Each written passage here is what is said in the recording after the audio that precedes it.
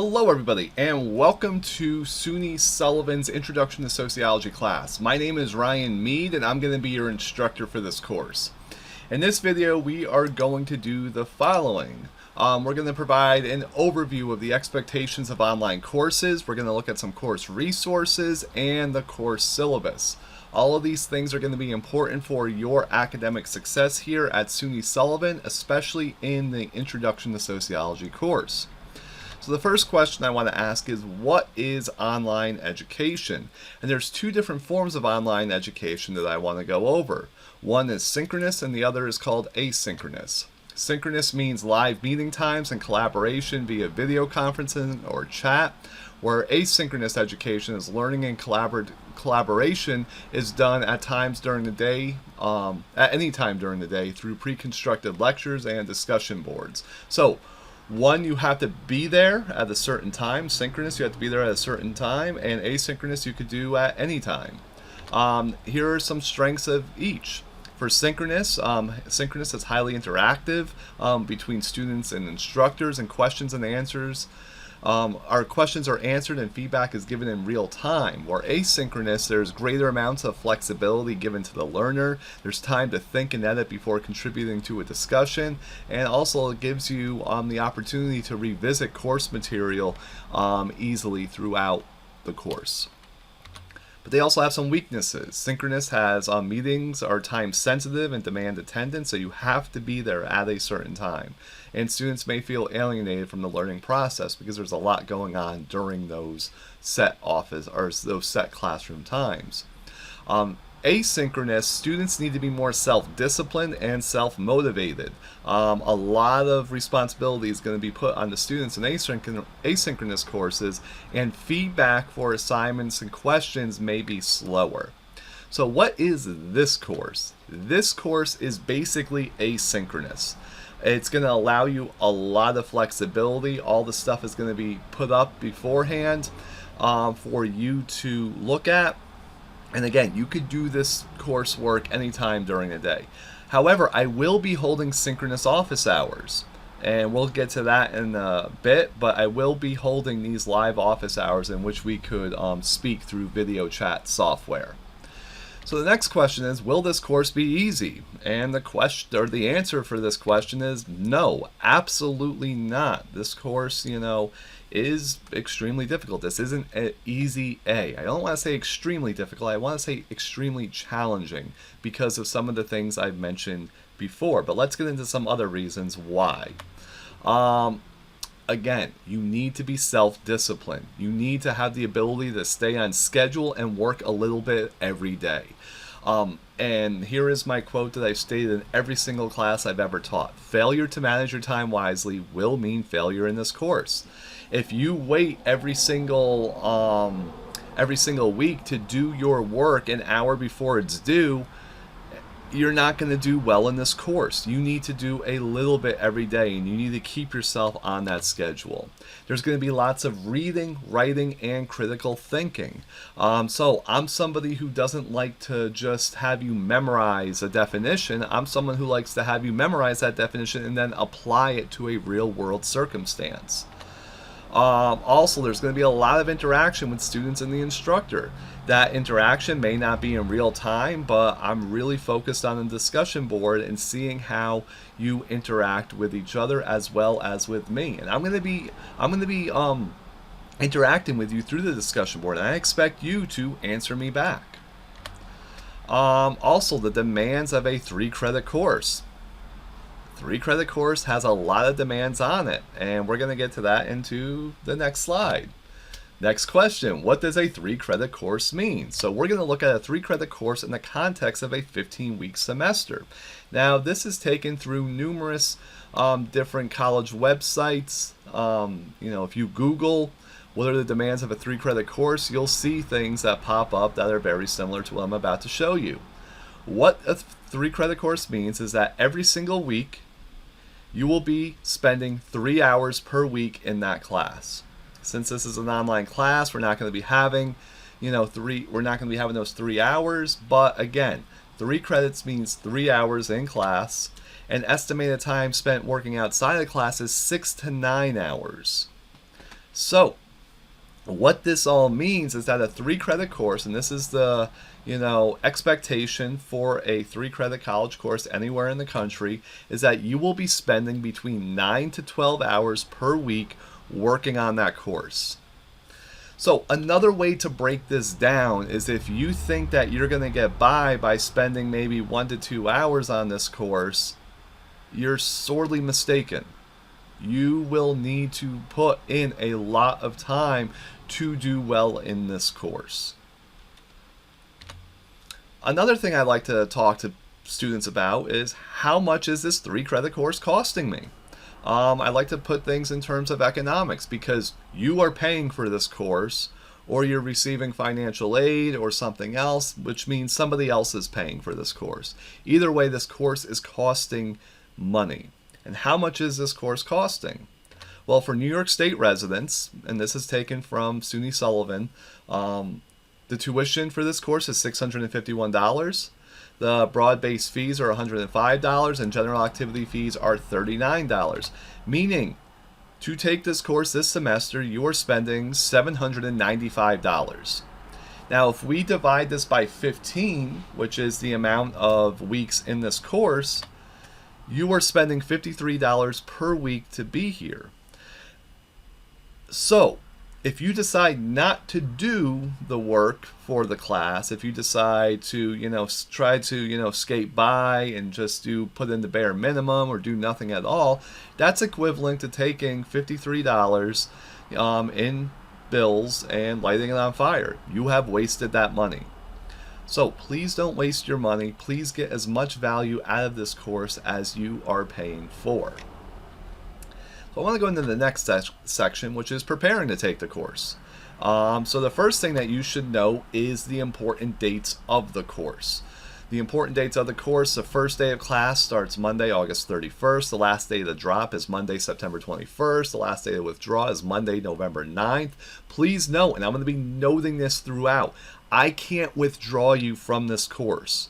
So say that you come for a couple of classes in the beginning and decide that you don't like it and just stop coming, and you think that I'm going to withdraw you from the course, so you'll just get a W. You won't. You will get an F. So make sure that if you plan not to take this course and the last day of the drop is over, that you go to the registrar's office and withdraw yourself from this course. The final day of class is Friday, December 11th, and the finals week, it goes from Monday, December 14th to Friday, December 18th. So make sure that you know these dates. What do you need to take this course? Well, first and foremost, you need high-speed internet access. We are going to be watching a lot of videos in this course. So make sure that you have high-speed internet access, such as a cable modem. If you don't have high-speed internet access, you need to find somewhere where you can do your work that has this high-speed internet access. You need to have basic computer and internet skills. You need to know how to turn on your computer. You need to know how to get onto website browsers. You need to know how to surf the internet, going to different sites. All of these skills are essential to succeeding in this course. Now, this course is not computer 101. So, while I have some basic computer skills, I don't know how to communicate a lot of times those skills to others. But SUNY Sullivan has a lot of different resources, and make sure that you're utilizing all of those resources. Also, Brightspace and YouTube, we are going to be utilizing a lot, so know how to log on and operate these. I have a whole video on how to surf Brightspace and find different resources that you will need in Brightspace. So, and that is a required video, so make sure that you watch that. Also, there are going to be a few times that I'm going to be asking you to watch a movie from Netflix. So I'm not requiring that you get a Netflix account, but I am highly recommending it. If for some reason there's something that's required from Netflix that you have to watch, and you don't have a Netflix account and you can't access, a family member or a friend who may have one, you need to get a hold of me as soon as possible so I can come up with an alternative assignment for you. So here are some important resources for this course that we are going to be utilizing a lot of. The first is Brightspace. Brightspace is essential. Make sure you watch my video on Brightspace.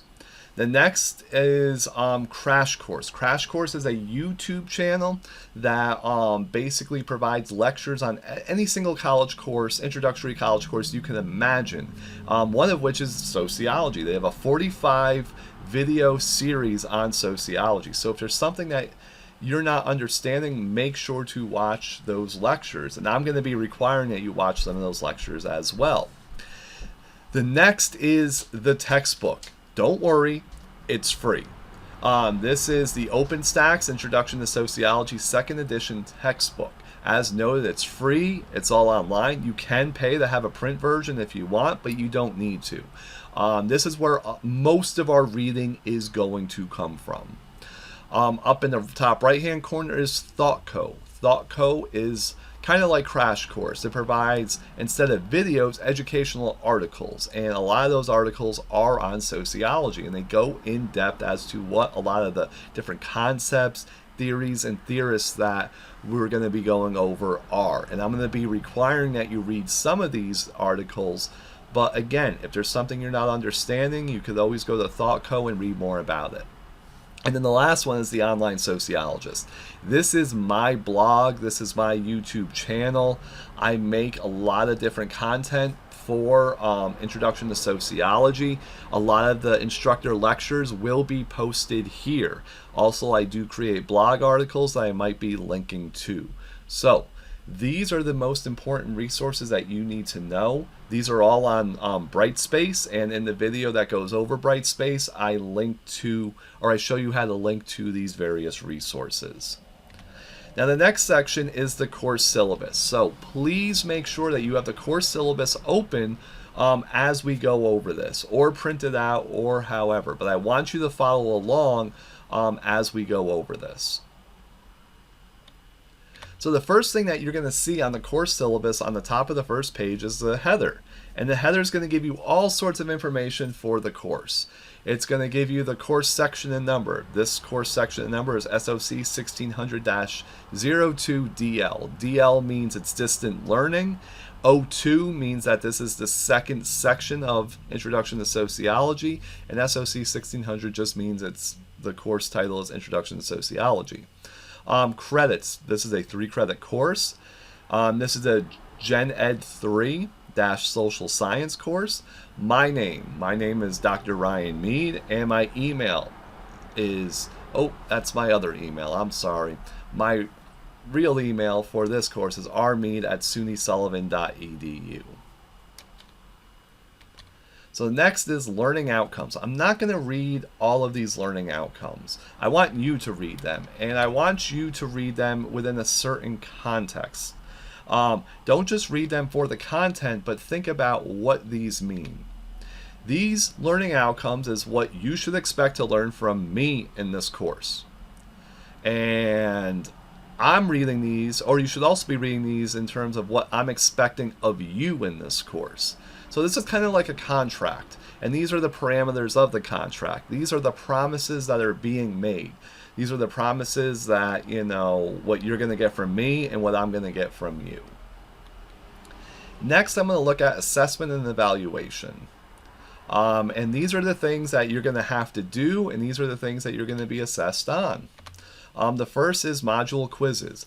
Basically, at the end of every module, except for module 9, you are going to have a module quiz. These module quizzes make up 25% of your grade, and basically they're questions on all the things that you had to read or watch in that module.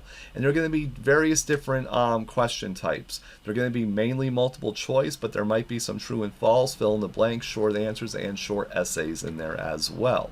So, in other words, make sure that you aren't just reading and watching the assigned material, but you're taking lots of notes on them. The second is a discussion board. Again, you're going to have this every module except for Module 9. Why except Module 9? Module 9 is going to be your midterm examination, which we're going to get to in a second. But the discussion board, just like the module quiz, is going to be due every week, and it's going to be 25% of your grade. You're going to be asked to participate a lot in this. You're going to have to do an initial post. An initial post is roughly 250 words. You're going to have to do 3 responses to other classmates, which are roughly 125 words.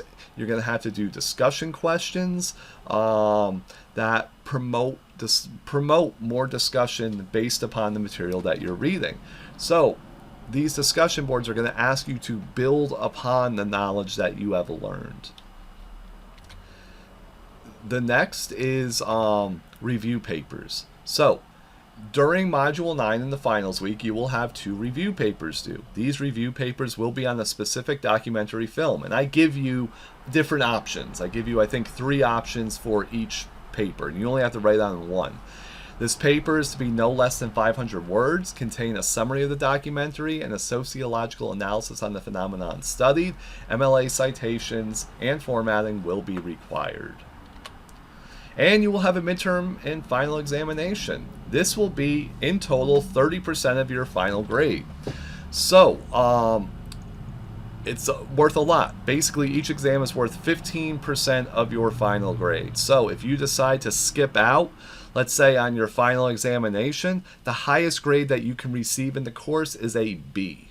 So, please do not skip out on these. These are really, really important. The midterm is going to cover all the material from the first half of the semester. And the final exam, all the stuff from the second half. And there's going to be lots of different questions on there. There's going to be multiple choice, true, false, fill in the blank, short answer, and essays. Some homework questions might be included in this test. I'm not promising you that all of them will, but some might be. So make sure that you're actively doing those module quizzes and that homework. And also, too, I'll be doing a review of the exam before it's given. Late work policy. So I do have a strict late policy on work. First and foremost, if you feel that you need to be given an extension due to any circumstances, do not email me after the fact. Please do not, say the homework's due, 2 days later I get an email from you, oh yeah, I couldn't do it because of this reason.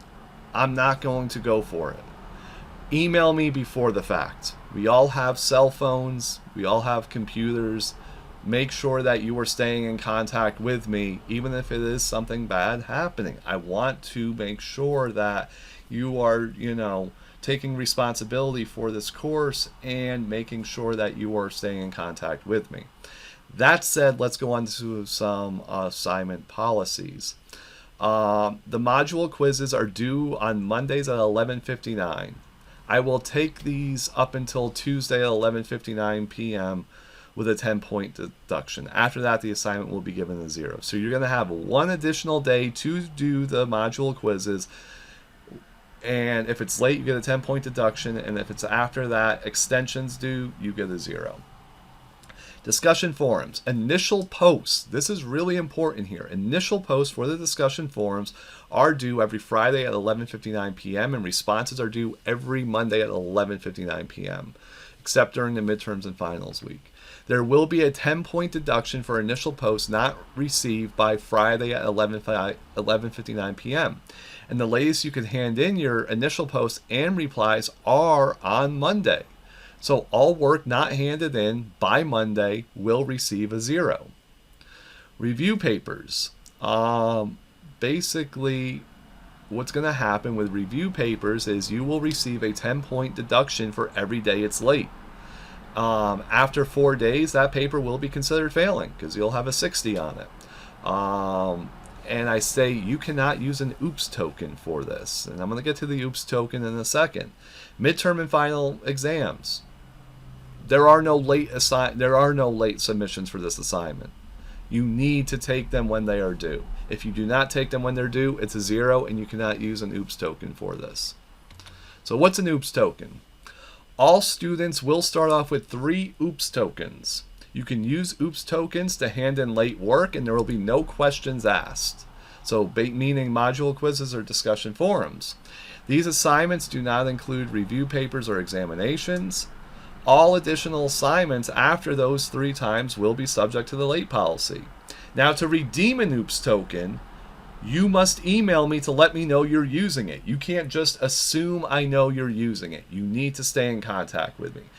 But you basically have 3 get out of jail free cards in terms of late assignments with the module quizzes or discussion forums. Attendance policy. I base attendance on meaningful contribution.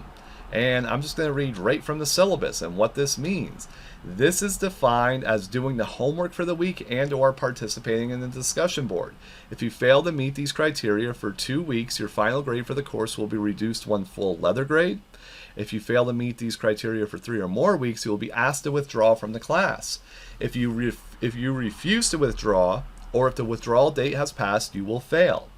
So, how am I counting attendance? I'm counting attendance not by you logging in. A lot of teachers will do that. Oh, they logged in that week. That means they, were there. No, I'm looking at it in terms of your contribution. So you have to either do the homework or participate in the discussion board to be marked there, to be marked present for that week. Plagiarism. Big thing. Actually, it's academic integrity policy. Plagiarism is just one aspect of it. Plagiarism is using another's words without giving proper credit. There's also cheating here, bribery, a lot of different things that constitute academic dishonesty. And I have one offense only. If I catch you breaking this academic integrity policy by plagiarizing, cheating, bribing, basically buying a paper from someone, recycling an older paper. If I catch you doing any of this, you automatically fail the course. And then I report that to the dean of the division for consideration of any further action. And what further action can there be? There is expulsion. Academic integrity is of utmost importance to me as well as higher ed. So please make sure that all the work that you are doing is your own. Even if you're studying with another person, you should not be doing that work with that other person. Meaning, you shouldn't both be working on the same homework assignment and handing in the same homework assignment. That is violating the academic integrity policy. And if I catch somebody do that, you are immediately failing the course. So please make sure that you are following this standard. Some additional elements. As I noted before, the last day of withdrawal is Monday, November 9th, 2020. I cannot withdraw you from the course. You must do so yourself. Again, this is really important. There's also a section on the Brightspace learning management software, which I have a video on. A section on students with special needs. Also students' comments and how students can provide feedback for this course, not only at the end, but throughout. Office hours. Office hours are really important. And here's some importance of office hours. To get extra help when you are struggling with course material. To receive advice that goes beyond the course. To develop a professional relationship that can help in the future, especially as it relates to letters of recommendation. And to learn possible research or funding opportunities to further your education. I'm not going to lie to you. When I was in college, I never used office hours. And it hurt me a lot. It's not only for the course. People think that, oh, I just need to go see the instructor if I'm having trouble with something, or if I need an extension, or if I failed the course. No, not at all. It's so much more. It's developing those professional relationships. I would have never gotten to where I got if it wasn't for later in my academic career beginning to utilize office hours, developing professional relationships with instructors and other staff members in order so that they could help me get different opportunities, whether it's going to grad school, getting published, whatever, getting a job, all these different things. So I am going to be having office hours this semester through Zoom. I provide different instructions on Brightspace on how to access these office hours. Basically, a lot of instructors will have office hours for 1 hour per week. I am deciding to have it, this isn't Monday through Friday, I'm sorry, this is Monday through Thursday, 6 to 7, but it's by appointment only, meaning you have to sign up for an appointment with me through Google Calendar. So again, not Monday through Friday, Monday through Thursday, 6 to 7 p.m. And you have to sign up for an appointment. It's recommended that I see at least everyone at least once during the semester for office hours. I also want to make a note on critical thinking in this course. This is really, really important, especially for a sociology course. We are going to be engaging with challenging materials that requires you to examine cultural beliefs and values.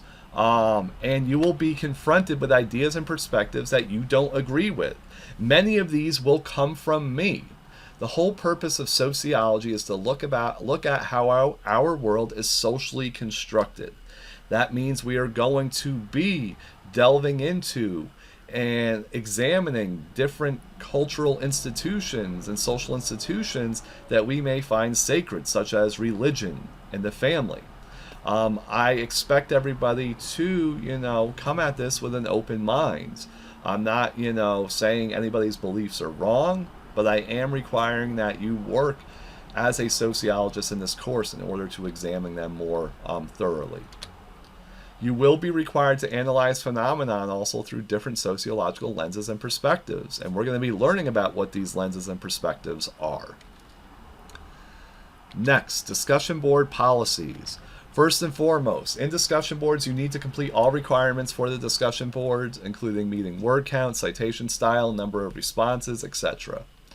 Full engagement with the course materials. While the post can incorporate opinions and feelings, make sure that you are creating material that builds from our texts.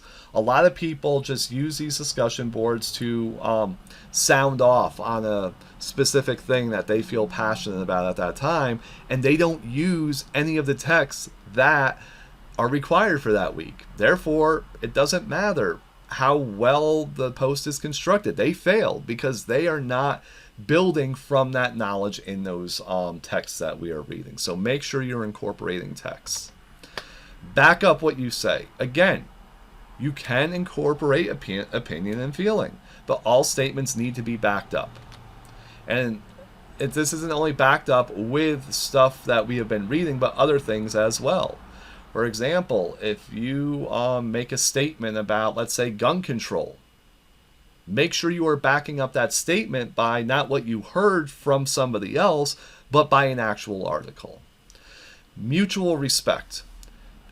As noted in the last slide, you're going to have different you're going to have different opinions.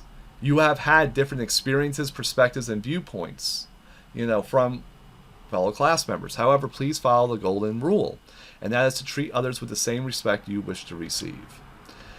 And lastly, there is no toleration whatsoever for any hate speech or discrimination directed that's based on race, sex, gender, sexuality, ethnicity, ability, or any such category. Any violation of such policy will result in the deletion of the post, the failure of the assignment, and its report to the dean of students. I'm not tolerating any of that this semester. Again, we are in a unique time in this country where partisanship is at extremely high points and people feel very passionate, and I'm not going to accept any hate speech or discrimination on any side. So please keep that in mind when you are posting. I hope that this has helped. I'm sorry for the few mistakes I made through this post, but I hope that you're understanding what this means. I hope that you're watching the other videos, reading the syllabus, and most importantly, you're coming to me if you have any questions, comments, or concerns. I hope all is well, and I look forward to working with you this semester. Goodbye.